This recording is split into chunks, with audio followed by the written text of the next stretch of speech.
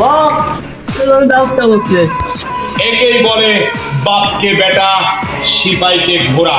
তোমার চেহারাটা কঙ্কাল হয়েছে, এখন তোমার পিছে আরো সামথিং রুপিয়া তোমাকে উপহার হিসেবে দিয়ে দেব। এই কে আছিস, এইদিকে আয়। চৌধুরীকে এক ভিটকেস টাকা এই মুহূর্তে দিয়ে দিবে।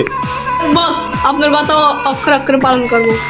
মিস্টার শরীফ চৌধুরী, আমি তোমাকে সিংহ করে জঙ্গলে পাঠিয়েছিলাম, আর তুমি বিড়ালের নখ দেখে পালিয়ে এসেছো।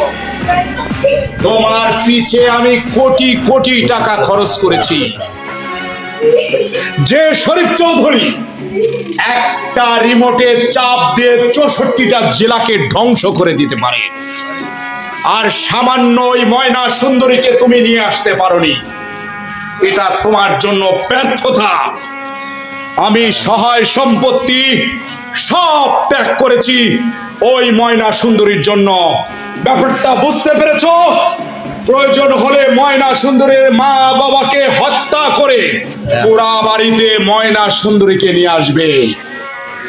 ব্যাপারটা বুঝতে পেরেছো? দুলাই আজিম চৌধুরীর পুরা বাড়িতে ময়না সুন্দরীকে আমি চাই, আমি চাই, ময়না সুন্দরীকে চাই।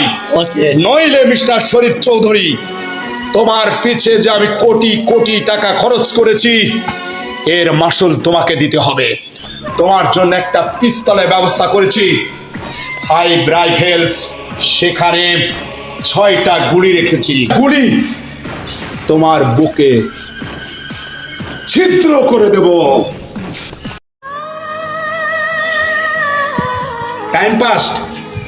আমার আমার ময়না সুন্দরীর খবর কি? Time pass. আপনি হচ্ছে ডন বাদশা, আপনি ডন বাদশা।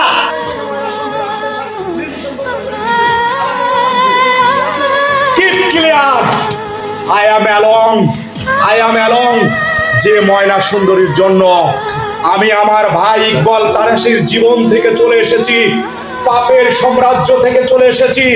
প্রয়োজন হলে ময়না সুন্দরীকে খুন করে আমি আমার জীবনে আবার মাহাতাব ডন বাদশা থেকে আমি রাজা তারাশি হতে চাই, আমি রাজা তারাশি হতে চাই, আমি ময়না সুন্দরীকে চাই, আমি ময়না সুন্দরীকে